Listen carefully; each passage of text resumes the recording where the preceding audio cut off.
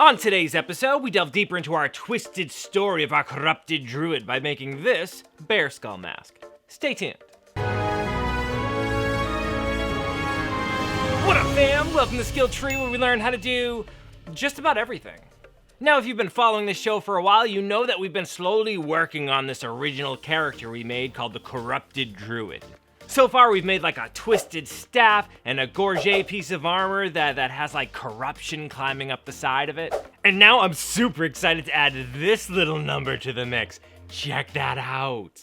Now, the whole layout and design of this bad boy is taken directly from Middle Miss Red's art here. And since this druid's spirit animal was the bear, this is meant to represent like the corruption of who he was and all of that. Also, it's just really cool, so I was eager to make it. Now, bear in mind, pun intended, that this is only one half of this build. For the next half of it, I'm gonna add like fur to it and like peeling away skin and all that type of stuff, and also all of the strapping and whatever to hold it in place. For the time being though, let me show you how I made this and level up this skill. Frame it out. Now, the entirety of this project is made out of super Sculpey clay, which is just awesome. I love using this stuff. But first, before we dive into the clay, we have to make a little skeleton or an armature to actually set it on. To do this, I use this 14 gauge wire that I had lying around from when I made my chainmail coif, which a lot of you have been requesting that I make more chainmail, so I'll definitely have to jump in on that soon. But anyway, since this is a mask, I wanted it to be able to fit onto my face well. So just to make that whole thing easier, I busted out this little life mask that I made. And I highly recommend you make yourself a life mask if you're into this kind of stuff. This is like the third or fourth time I've been able to use it, and it just makes life way easier. So I found that the easiest way to plan out these armatures is to try to make the outline of the shape you're trying to make first. So that would be kind of the top of the bone plate to the head here, and the jawline down here. So referencing my drawing, I just bent some wire into the outline shape of this top plate here. Also, you see that every step of the way, I tested the fit of this thing. Again, I wanted to be able to wear this when all was said and done, and I needed to leave enough space so that when I added the clay on, everything would still fit. So happy with the shape of that portion, I moved on to shaping out the upper jaw area. And just like everything important in the world, this whole thing is held together by duct tape. Just works. And of course, as I said, I just kept checking back in to make sure this thing fit right. Alright, so at this point I have this kind of outer outline taken care of, so now I wanted to nail down this ridge coming down. And just as before, I just bent up some wire and kept comparing it to my image until I had a rough shape that I liked. And that's super important. You don't have to get really detailed at this stage, you're just making the suggestion of the shape you're going for. The real detail is gonna come once we put the clay into place, so don't kill yourself over this part. So once I had kind of those larger shapes into place, I started adding in finer detail by just putting in tiny struts here and there. So as you can see, these little U's really added shape to the snout here. Also the shape of the nose, the eyes, just kind of suggestions of the shape where I need them to go.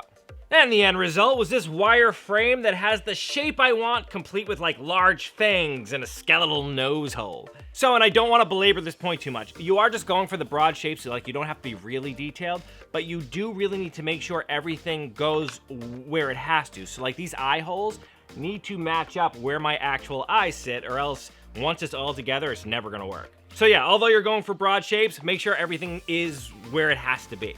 So at this point, we've basically made a skeleton for our skull, like a macabre Russian nesting doll. Now we can move on to wrapping this step up, both figuratively and literally, by busting out some aluminum foil and wrapping it over our frame just to give the clay a little bit of added support. And honestly, at this point, our skull is looking super metal. See what I did there? Super metal, right? Like badass and also metal. They come here for the skills. They stay for the dad jokes, I'm sure of it. Guys, I don't know why this has happened to me. I'm not even a dad. Moving on! Adding clay. Now, as I mentioned, this spooky, scary, skeletal mask, I couldn't think of an S word, is made completely out of Sculpey clay. This stuff is amazing. It is stiff enough to add detail, but soft enough to work. It's bakeable and sandable, and also looks suspiciously like juicy fruit. I'm gonna help you out here, though. It doesn't taste good. It tastes bad. It's real bad. So using a piece of my steel wire, I cut out little chunks and began working it in my hands just to kind of soften it and get it ready to be molded. I then busted out this rolling pin here to make them real nice and flat. So I found that flattening out the clay like that made it really easy to skin the armature and also made the clay go a little bit further. All I really had to do was just kind of lay it over the armature and press it into the shapes and details that I had made with the wire. And then just keep adding the little plates of skin wherever I needed it, smoothing the edges together until they disappeared.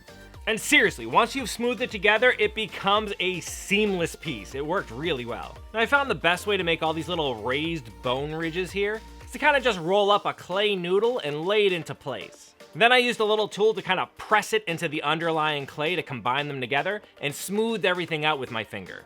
Again, it was super easy to make it look like it was one smooth piece. At this point, I used a sharp wooden sculpting tool just to define the little bumps where the teeth actually enter into the maxilla here. See that? We're learning some anatomy here today too. This, your upper jaw front face parts, is your maxilla. With those areas sketched out, I just added little lumps of clay, just like I did with the other ridges, and smoothed it into the rest of the clay until it looked like one unit. I also decided to add little ridges to the side of the face to make everything look more real and interesting. And those honestly ended up being my favorite part of the whole build. Like this little area right here, where there's a bunch of little tiny ridges and details, it looks the most lifelike to me. So yeah, go crazy on the little details. I love that. Okay, so it was at this point that I wanted to add in all of the teeth, but I had a problem. Somebody, and I'm not saying it was me because it's never me, didn't plan well enough, and I ran out of Sculpey clay. And interestingly enough, apparently it's like a HUD item because it was really hard to find in the stores. The only one I could find was this medium blend here, which I thought would be roughly the same, maybe a little bit harder. It is vastly different. It is much harder and really kind of crumbly when you try to work with it. Even when I was just trying to work it into a ball, it just cracked and fell apart in my hands. It was bad. But after freaking out and taking to the internet, I found that you can use mineral oil to make it more pliable. All I had to do was add a little bit to the clay and then work it into a ball. And this honestly helped out a ton. I definitely recommend if you find your clay is like brittle or hard to add a little bit of oil to it. Because it was still slightly more brittle than the other Sculpey, I had to put it into some baking paper before I rolled it out just to help everything hold together. Now making teeth were simple. All I did was roll them up into this vaguely fang-shaped thing that would fit into where I wanted it. Then I stuck it into the exposed fang wires. It's a technical term. Then, like every other time, I made sure to mush the clay together so that it bonded well. To add the rest of the teeth where the little wires weren't already in place, I just pushed in small little wire cutoffs and then carefully seated the teeth into them. Finally, for these little molars here, I just plopped on little logs of clay and pushed and mushed them into place. Then I used a loop tool to carve in all the ridges and serrations that teeth have. And I was actually really proud of this. I still am really proud of how this came out. It's creepy and cool and fits my stupid face, which is a plus. Like, you might not be able to see it, but there's even a little nose indent here. It fits my face perfectly. Now to wrap this whole step up, we're gonna use the coolest feature of Sculpey, which is the fact that it can be hardened in your oven really quickly at a pretty low temperature. So I just busted out this baking sheet and used a ball of foil to support it so it didn't kind of fall in on itself as it hardened. Now the box recommends 15 minutes of cook time per 1/4 inch of thickness at a temperature of 275 degrees. But I read that you can't really over bake it, like you can leave it in the oven for longer, and if anything, it just kind of gets harder. So I let this bad boy bake for about an hour and a half. And then I didn't take it out, I let it cool down slowly in the oven, so that added on some extra time. The finished result though is this lightweight, hardened piece of badassery, ripped straight out of my freaking mind into reality, and I love it. It is so cool when you have a made up thing in your mind and then you make it a real thing. That never gets old. But of course, we're not done yet. We have to help it reach its final form and move on to finishing touches. Now, of course, at this point, we needed to paint it to make it look like bone. But before I painted it, I decided to smooth it out. It's another cool thing about Sculpey is you can sand it after it's been hardened. So I just went over it and removed any of the weird uneven points or fingerprints I might have had in it or whatever. And once it was smooth, it was, time to jump into painting. I didn't want this undertone to be like a bleached white. I wanted it to be more of a cream color. So to that end, I took some white paint and added just a bit of yellow to it to soften it up. Then I used a foam brush to apply my concoction to the skull. And that instantly changed the look of it from like this clay creation I made into a bone skull. Like it was a big cohesive unit at that point. But if you looked really closely, you could totally see little brush strokes. So to make it look more organic, I went back over it with a second coat, but this time I kind of stippled it into place. This more than had my desired effect. Aside from just kind of getting rid of the brush strokes, if you look really closely, the little tiny detailed bumps and stuff, it honestly, it looks like bone. It's pretty neat. Now just to make the teeth stand out a little bit more, I added some more yellow to my little mix here, and then used that to stain the teeth a bit and separate them from the rest of the skull. And I honestly think that had a really cool look. Like at this point already, it's looking like a realistic skull, just a little flat. To add depth to it, we need some darker colors to kind of settle into the grooves and the cracks here. But first, so as not to change the general color I had going on there, I sprayed it down with some of this matte clear coat. Again, this is just gonna help protect the general paint job we have going on, so that when I add color washes on top of it, it doesn't change the color too much. All right, so next I added some water to some brown paint until it was really soupy. Then I applied this thin mixture, just making sure it got into all the little cracks and crevices. Then I immediately wiped it away before it had a chance to stain too much. Doing this really allows the darker stuff to stay into those deeper crevices, adding a lot more depth to the whole piece. And as I said, this is only like the first half of the build. Eventually, I want to add kind of a fur back to it that'll drape over your shoulders, but it's gonna look like it's just kind of the actual fur of the bear just rotting away from the skull. So I wanted this to kind of look a little gunky, a little nasty. And I think the color of that brown wash kind of achieved that look. It looks kind of dirty. That being said, we're flat again, just kind of in the opposite direction as everything's a little bit darker. So to add those highlights back to it, I used some of that pure white paint and made sure there was very little left on my brush. Then I just dry brushed all of the high points to bring them forward a little bit more. And I am super pleased with that finished result. That straight up looks like a skull. Like, that looks like bone. I think that came out great. And again, trying it on, it fits really well and just looks really cool. That being said, hear me out. Cubone cosplay, right? Right? Once I realized this, by the way, I decided I had to have a Cubone. So I made Oreo wear it. Two things with that. One, she honestly didn't seem to mind. And two, we apparently have the same size head. It fit her perfectly. Her little eyes were looking out and everything. It was great. Now at first, I was just gonna paint on all of these markings, but it just didn't feel real enough. Like this is supposed to be a scratch she got like in a battle. So I decided to go the extra mile and carve all of these into place with my Dremel. And though it might have been easier to kind of draw these onto the wet clay and then harden them there, carving this clay with a Dremel was ridiculously easy.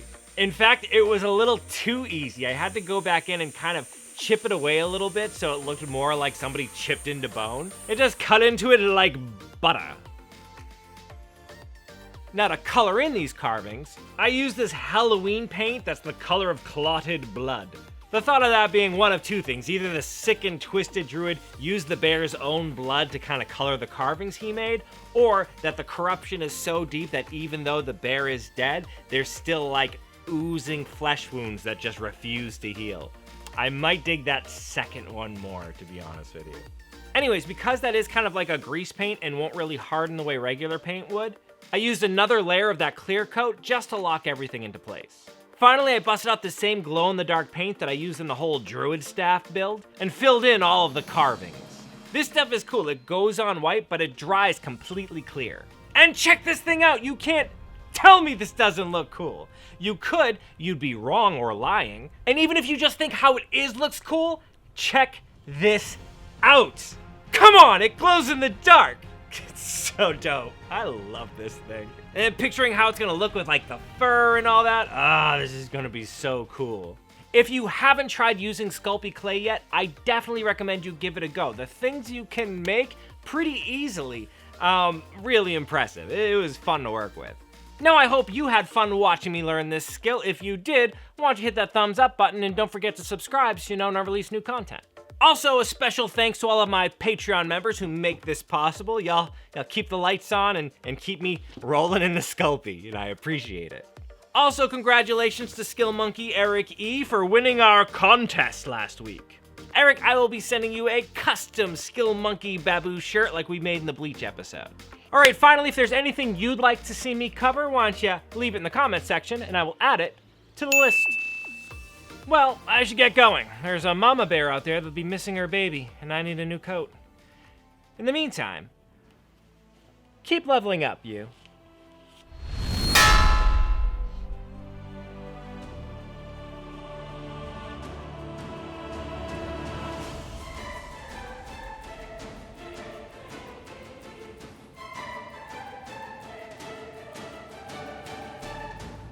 Yeah. Okay. It's so good.